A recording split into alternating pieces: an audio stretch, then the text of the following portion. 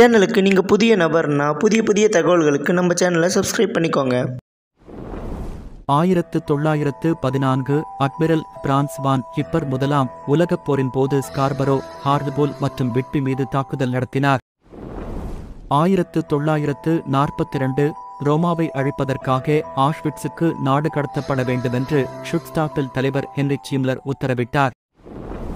1971 ஐக்கிய இராச்சியம் பரைனின் சுதந்திரத்தை அங்கீகரித்தது. இது பரைனின் தேசிய தினமாக ஆண்டுதோறும் நினைவுகூரப்படுகிறது.